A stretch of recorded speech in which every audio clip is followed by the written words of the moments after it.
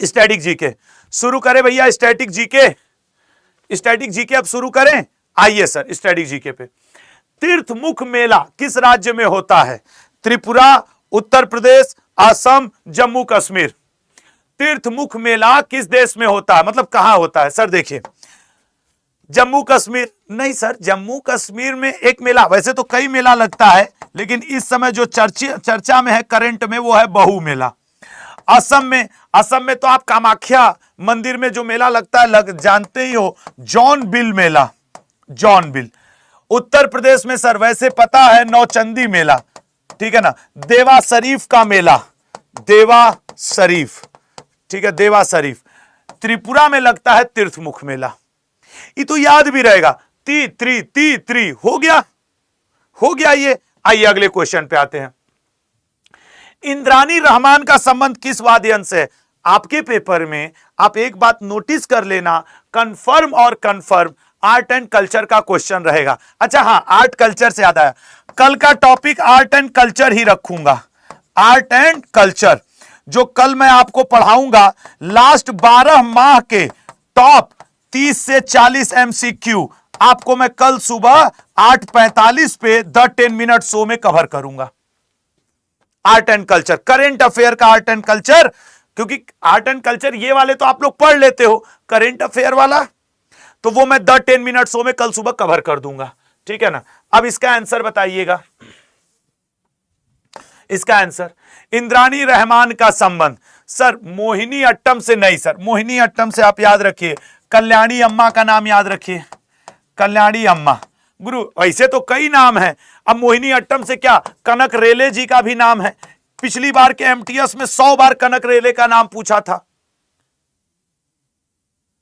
कुचिपुड़ी से सर राधा रेड्डी, राधा, अब राधा नाम ऐसा है कि आपको जी लगाना पड़ेगा, राधा रेड्डी, राजा रेड्डी, ये लोग हैं कुचिपुड़ी से। ओडिसी से सर, ओडिसी से अभी आज सुबह के करंट अफेयर में था, सूर्यमुखी देवी जी, नहीं वो मणिपुरी से थी, मणिपुरी से सूर्यमुखी देवी जी का आज निधन हुआ है। इन्हें 2025 में पद्मश्री भी दिया गया है मणिपुरी से। तो मणिपुरी से सूर्यमुखी देवी जी का नाम, गुरु अमली सिंह, पिछली बार मणिपुरी से लल्ला गुरु अमली सिंह का नाम खूब पूछा था, तो वो थोड़ा दोहराए रखना, क्योंकि ये ऐसा नाम है जो बहुत ज्यादा प्रसिद्ध तो नहीं है पेपर पॉइंट ऑफ व्यू से, लेकिन आ जाता है। ओडिसी से सबको पता है कि सर वो माधवी मुगदल का नाम, ओडिसी से जो आपको याद रखने की जरूरत है, माधवी मुगदल, माधवी मुगदल का नाम। राइट आंसर कौन सा है सर? Right answer Kuchipudi. मैं जानबूझ के चारों ऑप्शन बता दिया कि पहले तुम तो मेहनत करो, अकेले हम ही काहे के लिए जान झोंके रहें। कुचिपुड़ी ये, ठीक है। चलो तो सर ये हो गया 22वां। अगले पे आ जाते हैं। संयुक्त राष्ट्र की स्थापना किस वर्ष हुई थी? संयुक्त राष्ट्र, संयुक्त राष्ट्र की स्थापना किस, सोच समझ के आंसर करो, कोई जल्दबाजी नहीं है। आपके पेपर में देखो ये चारों तो पूछ चुका है, ये याद, चलो बताओ। वर्ल्ड ट्रेड ऑर्गेनाइजेशन की स्थापना कब हुई? एपेक, एपेक की स्थापना कब हुई? SCO, संघाई सहयोग संगठन, इसकी स्थापना कब हुई है? इंटरनेशनल सोलर अलायंस, इसकी स्थापना कब हुई है? अब बताओ जरा सा सोच समझ करके। बिम्स्टेक भी कई बार पूछता है ना, चलो बिम्स्टेक, इसकी स्थापना कब हुई है? देखो जो जो पूछे दोहरा लो। जैसे बिम्स्टेक 1997 में, इंटरनेशनल सोलर अलायंस, इसका अध्यक्ष कौन है? भारत है। इसकी स्थापना कब हुई थी? 2015 में भारत और फ्रांस ने मिलकर के की थी। एपेक, एपेक की 1989 में। वर्ल्ड ट्रेड ऑर्गेनाइजेशन बताओ सर, ये 1995 में यहां पे हुई थी लीग ऑफ नेशन की स्थापना, लीग ऑफ नेशन। 1945 में यूनाइटेड नेशन की स्थापना हुई थी। 1997 की बात करोगे तो organisation for prohibition of chemical weapon, OPCW की स्थापना हुई थी। 2006 की बात करोगे तो यूएनएचसीआर की स्थापना हुई थी। यह आपके पेपर में आ चुका है। और सर 1929 में आपके लीग ऑफ नेशन की स्थापना हुई थी। लीग ऑफ नेशन की विफलताओं का ही परिणाम है कि 1945 ईस्वी में यूनाइटेड नेशन की स्थापना हुई थी। यूनाइटेड नेशन की स्थापना में आपके कुल कितने देशों ने भाग लिया था? एक को कोई छूट गया था ना, एससीओ की 2001 में। यूनाइटेड नेशन की स्थापना में 51 देश ने भाग लिया था, याद रखना।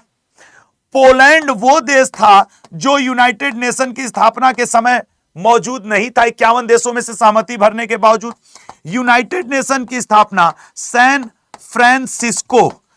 फ्रांसिस्को समझौता के द्वारा हुई है, ठीक है ना, सैन फ्रांसिस्को समझौता के द्वारा हुई है। यूनाइटेड नेशन किस संस्था का सक्सेसर है? League of nation. League of nation जो 1919 में बना था, उसी की जगह यूनाइटेड नेशन बनाया गया 1945 में। एग्जैक्ट डेट की बात करें तो 24 अक्टूबर को बनाया गया। किसने बनाया था? फ्रैंकलिन डी रूजवेल्ट ने बनाया था। रूजवेल्ट, ठीक है ना, फ्रैंकलिन डी रूजवेल्ट ने बनाया था। यह एकमात्र ऐसा व्यक्ति है जो 4 बार यूएस का राष्ट्रपति रहा है। यूएस का राष्ट्रपति रहा है, 4 बार यूएस का राष्ट्रपति रहा है ये।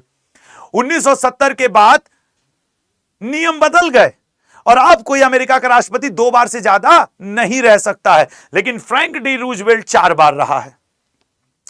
जब यूनाइटेड नेशन की स्थापना हो रही थी तो भारत का प्रतिनिधि कौन था? वो नाम भी याद रखना, रामास्वामी मृदुनियार।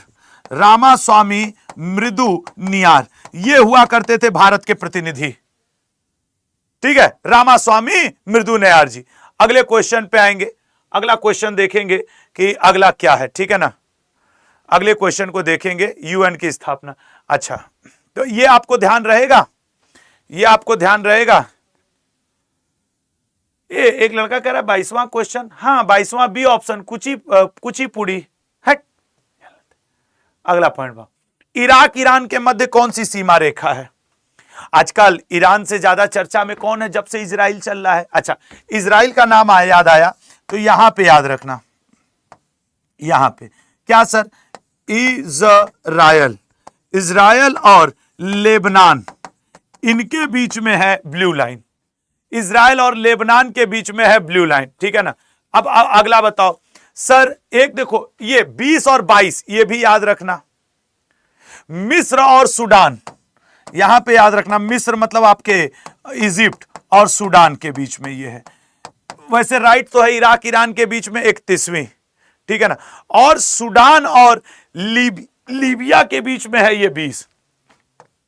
सूडान और लीबिया, ठीक है ना, सूडान और लीबिया इनके बीच में, ठीक है। अब देखो ये छोटे छोटे चीजें हैं लेकिन आपको याद करना पड़ेगा।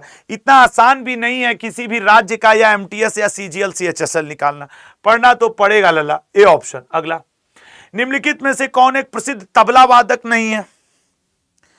सर वो बहुत आसान है, शिव कुमार शर्मा जी संतूर वादक है, ठीक है। अगला आ जाओ, दुलहस्ती परियोजना किस नदी पर स्थित है? दुलहस्ती परियोजना किस नदी पर स्थित है? सर दुलहस्ती परियोजना चेनाब नदी के ऊपर है, ठीक है, चेनाब। अगला, 1000 झीलों का देश किसे कहा जाता है? फिनलैंड को कहा जाता है। प्रसन्नता सूचकांक में फर्स्ट पे है, ठीक है।